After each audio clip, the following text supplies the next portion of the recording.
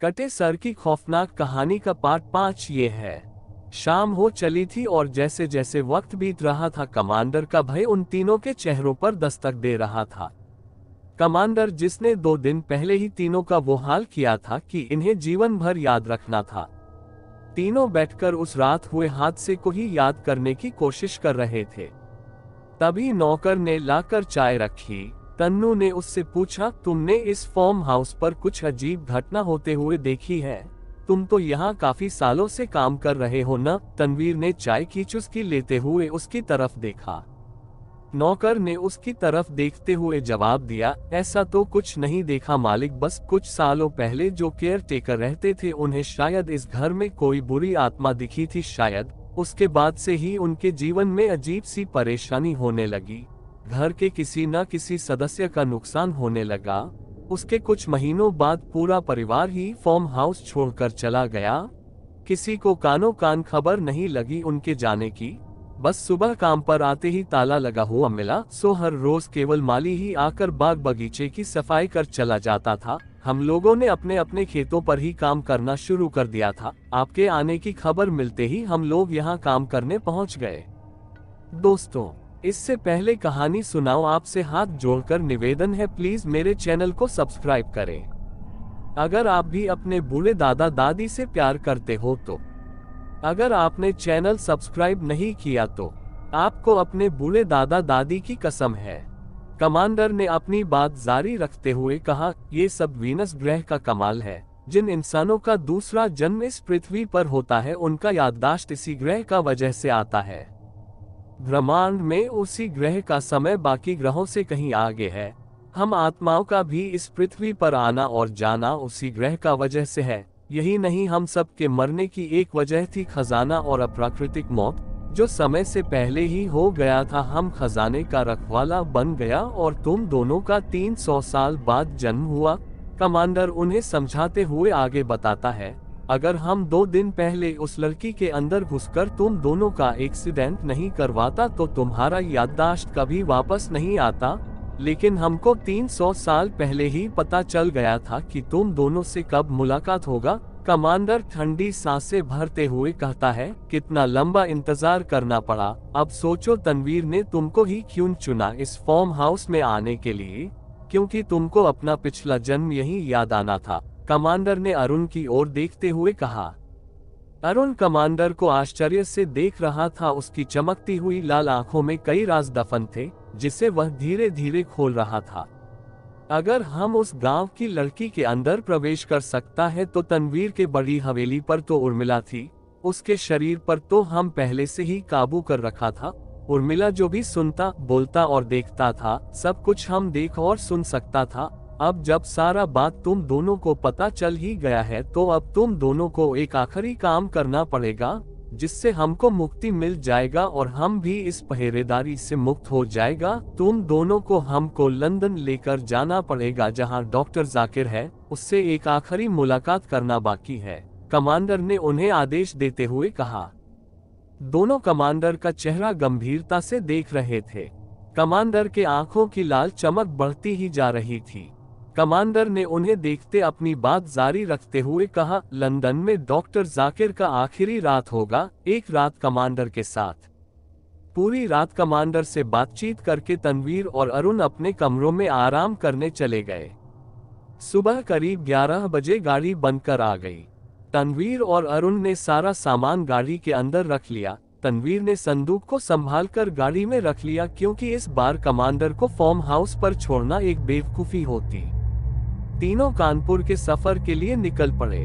रास्ते में उस अनजान लड़की जिसका नाम राधिका था, उसका गांव आते ही उसे उतार दिया और अपने सफर पर रवाना हो गए। कुछ दिनों बाद दोनों कानपुर की बड़ी हवेली पहुंचे। अरुण कुछ देर हवेली पर रुककर अपने घर चला गया, ये कहकर कि कल आऊंगा। हवेली पर तनवीर और अरुण की घाव देखकर सभी परेशान थे, पर तन्नू ने उन्हें सारी बातें खुलकर समझा दी। तनवीर ने कमांडर के सिर वाले संदूक को तहखाने में उसके धड़ के साथ ही रख दिया। उसने संदूक से कमांडर का सिर बाहर निकालकर उसके धड़ के साथ रख दिया और कमरे में आराम करने चला गया। 7 बजे तनवीर सोकर उठा और सीधा हॉल में आकर बैठ गया जहां उर्मिला और शहनाज पहले से ही हैदर के साथ बैठे हुए थे। तनवीर के वहां पहुंचते ही दोनों लड़कियां उसके सफर के बारे में पूछने लगीं। तनवीर ने उन्हें सारी कहानी सुना दी, कमांडर के साथ हुई मुलाकात के बारे में भी बताया। दोनों लड़कियों का डर से बुरा हाल हो गया था, क्योंकि आज तो सिर का धड़ के 7 सालों बाद मिलन होना था। आज रात सबको यही खतरा था कि कहीं कमांडर अपनी बातों से मुकर न जाए और सभी का खेल खत्म कर दे। सभी ने निर्णय लिया कि आज आसपास के कमरों में ही सोया जाएगा। एक साथ रहेंगे तो हम सबका नुकसान नहीं होगा, इसलिए अगल बगल के कमरों में ही सबने सोने का मन बना लिया ताकि किसी को कोई दिक्कत हुई तो अगले कमरे से मदद की पुकार को सुना जा सकता है। सभी ने जैसा प्लान बनाया था वैसा ही किया। रात को खाने के बाद रात सब ने अगल बगल के नीचे के 2 कमरों में बिस्तर लगा लिए। दोनों कमरे तनवीर की अम्मी के कमरे के नजदीक थे। रात भर डर से किसी को नींद नहीं आ रही थी, इसलिए कुछ लोग जाग ही रहे थे, जिनमें शहनाज और उर्मिला सबसे आगे थे। तन्नू भी अपने कमरे में जाग रहा था। अचानक ही घड़ी में 12 का घंटा बजता है। जितने लोग जागे थे सबकी आत्मा कांप उठती है 12 बजे का घंटा सुनकर। तभी तहखाने के दरवाजे पर एक जोरदार चोट की आवाज सुनाई पड़ती है। धड़ाक और दरवाजा खुल जाता है। आवाज इतनी जोरदार थी कि सोए हुए हैदर की भी नींद खुल जाती है। कमांडर हंसते हुए तहखाने की सीढ़ियां चढ़ ऊपर की ओर आता है। उसके बूट की आवाज हवेली की शांति को चीरते हुए हॉल की तरफ बढ़ रही थी। अचानक कमांडर हॉल में चीखता है, हे आई एम बैक। कहाँ छुप गया सब? कमांडर का कोई स्वागत नहीं करेगा इस हवेली में? लगता है हमको सबको खुद ही ढूंढना पड़ेगा। कमांडर की डरा देने वाली भारी आवाज सुनते ही शहनाज, उर्मिला और हैदर के पसीने छूटने लगते हैं। तनवीर अपने कमरे से बाहर निकल कर आता है तो देखता है कमांडर नीचे शहनाज और उर्मिला के कमरों की तरफ बढ़ रहा है।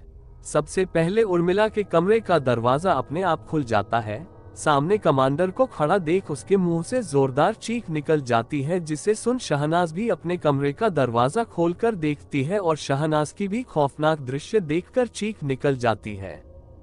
कमांडर अपना कटा हुआ सिर अपने हाथों में लिए हुए था, जिसकी आंखों में तेज लाल रोशनी की चमक थी, जिससे हवेली का हाल जगमगा रहा था। उनकी चीख सुनते ही तनवीर दौड़ते हुए सीढ़ियां उतरता है, पर लड़कियों की लगातार चीख सुनकर कमांडर उनसे कहता है, अरे बाबा इतना क्यों चीखता है? कान का पर्दा फाड़ डालेगा क्या? कमांडर अपने सिर को अपनी गर्दन पर लगाता है और उसका शरीर हवा में ऊपर उठने लगता है। अब उसके पैर हॉल के फर्श को नहीं छू रहे थे। इस नजारे को देख लड़कियां और जोर से चीखने लगीं। हवेली के सारे लोग जाग जाते हैं, जिनमें उर्मिला के परिवार और शहनाज के कमरे में सो रही सावित्री आंटी भी डर से जाग उठती हैं। हैदर भी इस दृश्य को देख रहा था। उस छोटे से बच्चे का डर से नाइट सूट गीला हो जाता है। इतने में कमांडर कहता है, अरे बाबा चीखना बंद करो और हमारा बात सुनो। तनवीर तुम समझाओ इनको। कमांडर तनवीर की ओर देखते हुए कहता है। तनवीर लड़कियों को खामोश रहने को कहता है। लड़कियां शांत होकर कमांडर की बात सुनने को तैयार हो जाती हैं। कमांडर अपनी बात उनके सामने रखता है, देखो हम यहाँ किसी का नुकसान करने नहीं आया है, लेकिन अगर बिना मतलब का तुम लोग कुछ उल्टा सीधा करेगा तो हम नुकसान पहुंचा भी सकता है। अब सुनो ध्यान से, तनवीर हमको समुद्र के रास्ते लंदन लेकर जाएगा और हम वादा करता है उर्मिला का फादर और तनवीर की अम्मी को हम सही कर देगा। तनवीर की अम्मी को जो अल्जाइमर नाम का बीमारी है ये हम ठीक कर सकता है, क्योंकि ये बीमारी भी समय से जुड़ा है, तो इसका इलाज भी हम कर देगा। पर हमको लंदन डॉक्टर जाकिर से मिलने जाना है, जिसमें तनवीर को हमारा साथ देना है और तुम सब घर वालों को हमको बर्दाश्त करना ही पड़ेगा। In the name of the queen. हम अपना सरजमी पर पूरा 300 साल बाद कदम रखेगा, फिर जाकिर से पुराना हिसाब चुकता करते ही इस आधे अधूरे जीवन से मुक्त हो जाएगा। कमांडर सभी घर वालों की ओर देखते हुए कहता है और हवा में उड़ रहा कमांडर अब धीरे धीरे नीचे आने लगता है। कमांडर की बातें सुनकर हवेली में जग रहे सारे लोग अब थोड़ा संतुष्ट हो जाते हैं। कमांडर उनसे आगे कहता है, अब जितने दिन हम यहाँ पर हैं हमारा अच्छे से खातिरदारी होना चाहिए। लंदन पहुंचते ही उर्मिला का फादर और तुम्हारा अम्मी ठीक हो जाएगा, अब जल्द से जल्द हमारा लंदन जाने का तैयारी कर दो। खौफ भरी एक रात के बाद हवेली पर फिर सुबह का सूरज चमकता है। तनवीर ने अरुण को फोन करके बुलाया। उसके हवेली पर आते ही तनवीर ने उसे पिछली रात की सारी जानकारी दी। अरुण उसकी बातें सुनकर कुछ देर के लिए सोच में पड़ गया, फिर बोला, मेरे एक पड़ोसी हैं, वो लंदन जाने में हमारी मदद कर सकते हैं। वो कस्टम में हैं, अक्सर विदेशों की यात्रा पर ही रहते हैं। किस्मत से वो यहाँ पर आए हुए हैं और हमारी समुद्र यात्रा में हमारी मदद कर सकते हैं। कमांडर के 7 फुट लंबे ताबूत को ले जाने में वो हमारी मदद कर सकते हैं। बस उनके सामने एक कहानी गढ़नी होगी कि डॉक्टर जाकिर ने कमांडर के ऐतिहासिक ताबूत को अपने रिसर्च के लिए मंगवाया है। उन्हें उनका सामान सुरक्षित मिल जाए, इसलिए हम दोनों को ये जिम्मेदारी सौंपी है। अरुण अपनी बात खत्म करने ही वाला था कि तनवीर उसे बीच में ही टोक देता है, तुम भी साथ चलोगे क्या? तनवीर उसकी तरफ आश्चर्य से देखता है। अरुण उसकी बात का जवाब देता है, पहली बार लंदन देखने का मौका मिलेगा, वो भी समुद्र के मार्ग से। ऐसा कौन सा बेवकूफ होगा जो ये मौका हाथ से जाने देगा? कुछ दिनों के लिए अपने बापू की किटकिट से भी छुटकारा मिलेगा। मैं तो चल रहा हूँ भाई, इसमें कोई शक की गुंजाइश नहीं है। याद रखना, मेरा भी पिछला जन्म तुमसे और कमांडर से जुड़ा हुआ है, तो मेरे न जाने का कोई सवाल ही पैदा नहीं होता। मैं आज ही घर जाकर अपने पड़ोस के उन कस्टम अधिकारी से बात करके तुम्हें सूचित करता हूँ, फिर तुम्हारी उनसे मुलाकात करवा दूंगा। अरुण कहते ही हवेली से बाहर निकल जाता है और सीधा अपनी गाड़ी स्टार्ट करके अपने घर की ओर रवाना हो जाता है। अपने घर पहुंचते ही अरुण सबसे पहले अपने पड़ोस के उन कस्टम अधिकारी के घर पहुंचा। उन्हें सारी कहानी समझाए बगैर इसके कि उस ताबूत में कमांडर की लाश है जो जिंदा हो जाती है। उन्हें केवल इतना ही बताया गया कि ये प्राचीन लाश डॉक्टर जाकिर के पास लंदन रिसर्च के लिए पहुंचानी है। वो नेक कस्टम अधिकारी उसकी सहायता के लिए तैयार हो गए। अरुण ने अपने घर जाते ही सबसे पहले ये खुशखबरी तन्नू को दी और उसे अगली सुबह अपने घर आने के लिए आमंत्रित किया। तनवीर अगले दिन सुबह ही अरुण के घर पहुंचा। वहां से दोनों उस कस्टम अधिकारी के यहाँ गए। उन्होंने दोनों का स्वागत किया और उन्हें समझा कर कहा, देखो मैंने अपने कुछ साथियों से बात की है इस मामले में, वो अपने साथ तुम दोनों को ले जाने को तैयार हो गए हैं। समुद्री रास्ता काफी लंबा होगा और वो जहाज पर लदे सामान को कई जगह उतारते हुए लंदन पहुंचेंगे। पोर्ट ऑफ बॉम्बे से यात्रा शुरू होगी। लंदन की दूरी 7059 नॉटिकल माइल्स है, जिसे Arabian Sea, Gulf of Aden, Red Sea, Gulf of Suez, Suez Canal river, Suez Canal, Ismailia canal river, Nile river, Damietta branch river, Mediterranean Sea, Alboran Sea, Strait of Gibraltar, North Atlantic Ocean, Bay of Biscay, English Channel, North Sea, Thames river से होते हुए London port तक की दूरी तय करना पड़ेगा। अगर तुम दोनों तैयार हो तो हफ्ते भर बाद ही मेरा एक मित्र जहाज लेकर निकलेगा। मैंने उससे तुम दोनों का जिक्र किया है। बस तुम दोनों को समय पर बॉम्बे पोर्ट पहुंचना पड़ेगा। उसका नाम कैप्टन विक्रम प्रजापति है। पैसों की बातचीत उसी से कर लेना, मैं तुम्हें उसका नंबर लिख कर देता हूँ। एक कागज पर नंबर लिख उन दोनों को देते हुए कहते हैं, 3 दिन बाद वही जहाज हिंदुस्तान के लिए वापसी करेगा, तो तुम दोनों के पास बस 3 दिन है अपना काम खत्म करने के लिए। पासपोर्ट अवश्य रख लेना, बाकी रास्ते भर कोई तकलीफ नहीं होगी। तनवीर उस कस्टम अधिकारी से पर्चा लेते हुए हाथ मिलाता है और कहता है, आपका यह एहसान हम जिंदगी भर नहीं भूलेंगे।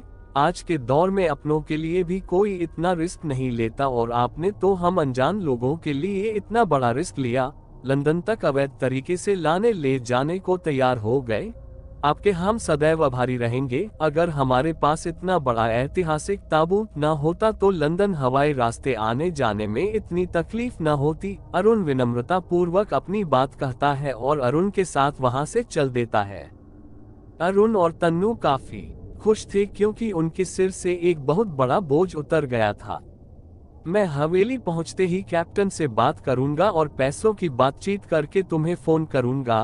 तुमने मेरी बहुत बड़ी परेशानी हल कर दी है। अच्छा बाय, कल मिलते हैं हवेली पर। तनवीर ने अरुण से आभार प्रकट किया और गाड़ी स्टार्ट करके हवेली की ओर रवाना हो गया। हवेली पहुंचते उसने कैप्टन विक्रम से फोन पर बात की और पैसों का लेन देन किस प्रकार होना है ये जानकारी हासिल की। कैप्टन विक्रम ने उसे सब कुछ बता दिया और जहाज के रवाना होने से एक दिन पहले ही आने को कहा। तनवीर कैप्टन की बात सुनकर आश्वस्त हो गया, उसके जान में जान आ गई। अब बस उसे रात का इंतजार था ताकि वह ये खुशखबरी कमांडर को दे सके। आज की कहानी बस यहीं तक, कहानी में इससे आगे किया पार्ट 6 में बताया जाएगा।